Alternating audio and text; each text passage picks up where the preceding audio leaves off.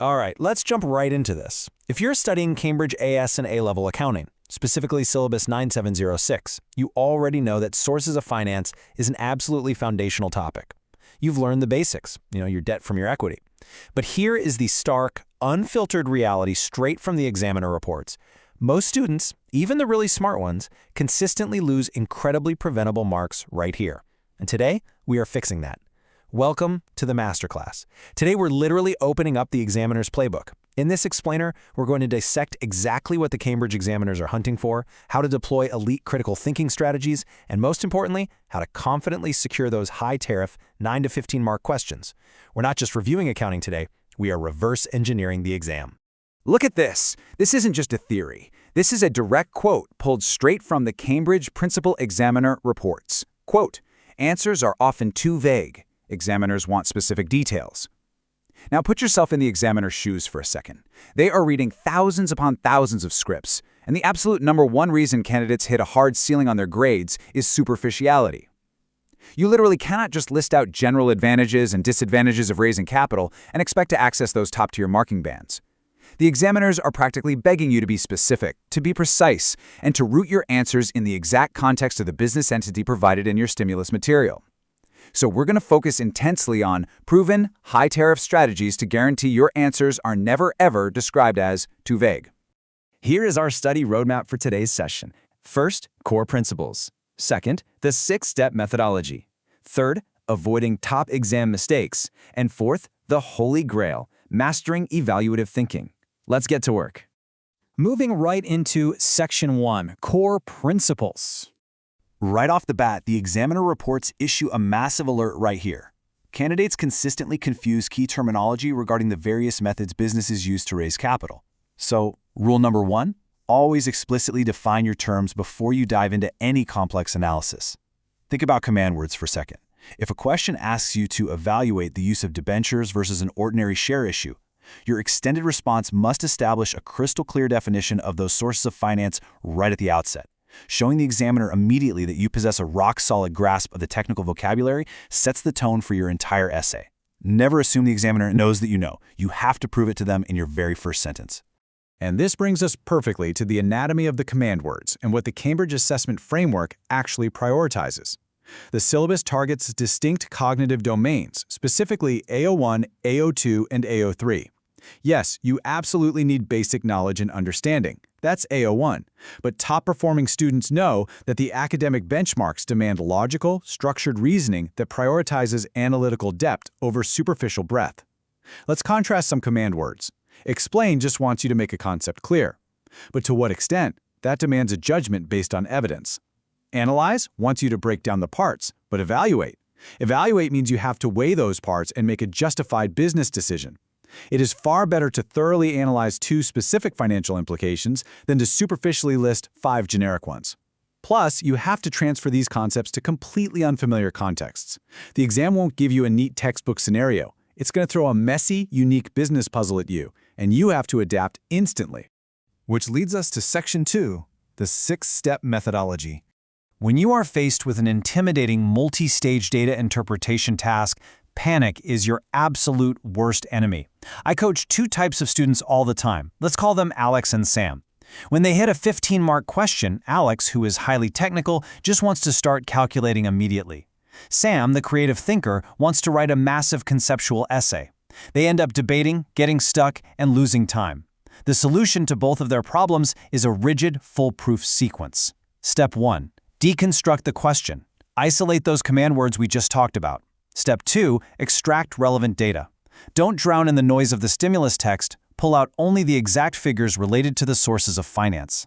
Step 3. Select your analytical framework.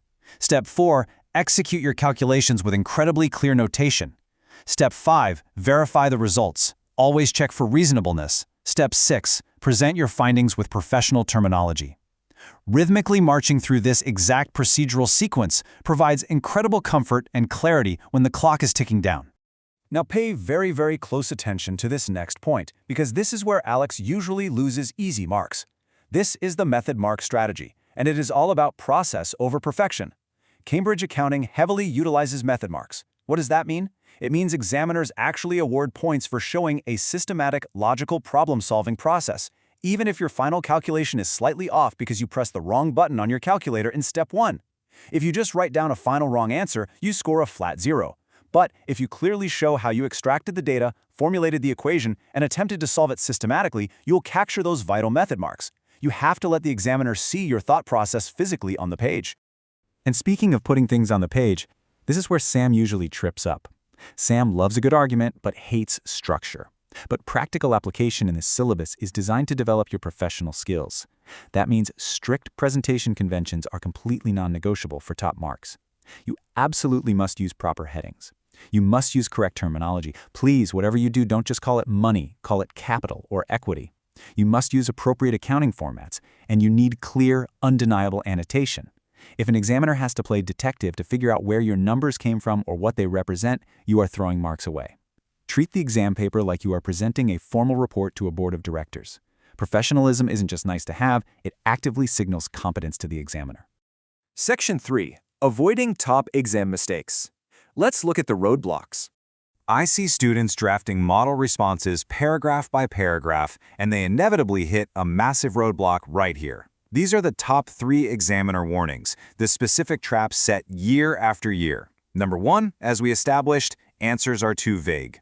Number 2, forgetting the check format under time pressure, resulting in a chaotic mess. But number 3 is the silent killer. Answers are not specific to the given context. Listen, if the stimulus material is about a small, family-owned farming business struggling with cash flow, and you write a whole paragraph recommending they issue shares on the National Stock Exchange without addressing the reality of their small-scale operation, your answer is uncontextualized. You will cap your grade immediately. Generic, copy-pasted textbook answers simply do not work. You have to marry your technical knowledge to the specific data provided in the prompt. So how do we fix that? How do we stop freezing up? Here is a cognitive strategy for you. Create a custom memory hack. Under immense exam pressure, your working memory can easily overload. By creating a custom acronym for the factors affecting sources of finance, things like cost, control, risk, flexibility, and gearing, you give your brain a master key to unlock that complex information instantly. Imagine opening your paper, seeing a massive 12-mark question, and just calmly writing your acronym at the top of the page. Suddenly, you aren't staring at a blank page. You have a structured, multi-point outline ready to deploy. Okay, before we move into the interactive workshop and tackle the most advanced part of today's explainer, I'm hitting pause on the session for a quick second. If you are finding this deep dive into the examiner's mindset valuable, do yourself a favor and hit that subscribe button for Ace the Exam's IGCSE O and A levels right now. Seriously, click the subscribe graphic and make sure you turn on that notification bell so you never miss a weekly Cambridge Breakthrough Strategy.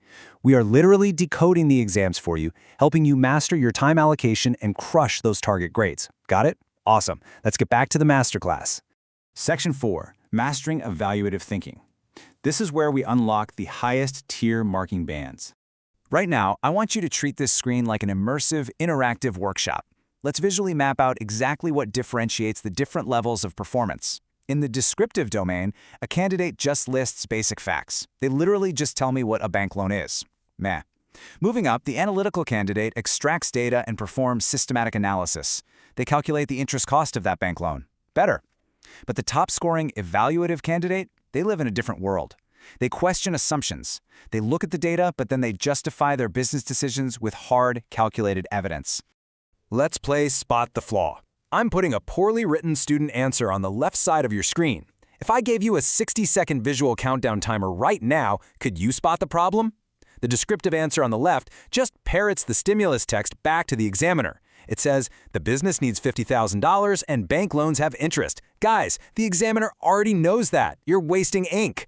Now look at the right side. An evaluative answer dissects the correct path. It says, while the business requires $50,000, taking on a bank loan at 8% interest will increase their gearing ratio to a highly dangerous level, which, given their current cash flow volatility, makes an equity issue a much safer, justified recommendation. Boom. Do you see the difference? The evaluative answer uses the evidence to formulate a bulletproof argument.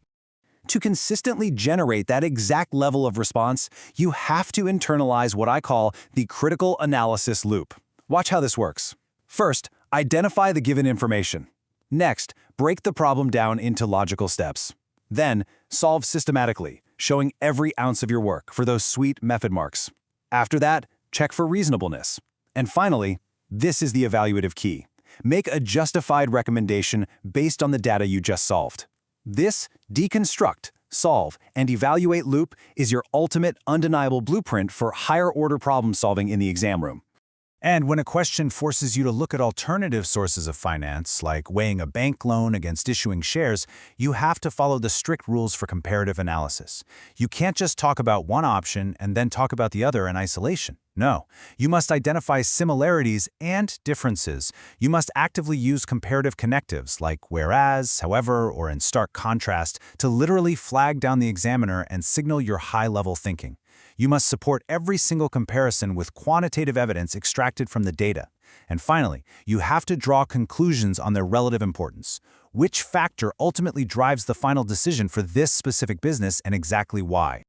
So as we wrap up this session, I want to synthesize this entire masterclass into 3 core memorable pillars for you. The 3-step question scan, where you deconstruct, extract, and select. The paragraph balance formula, where you use those comparative connectives and hard data. And the last 5 minutes review checklist, where you verify your results and polish that presentation. I want to leave you with this provocative thought. When you sit down to tackle your next 15-mark sources of finance question, ask yourself, will your answer just lazily state the facts? Or are you going to deploy this strategic mindset, question the assumptions, and critically evaluate the evidence? Your choice literally determines your grade. Listen to me, crushing Cambridge exams does not happen by accident. It requires a relentless, highly analytical, consistent strategy. If you are serious about building these elite skills, hit the subscribe button for Ace the Exam's IGCSE O and A levels right now. Turn on that notification bell so you catch every single exam hack we drop, and I want you to head down to the comments right now and explicitly declare your target grade below. Put it out there. Practice these past paper questions using the frameworks we broke down today, and I will see you in the next explainer.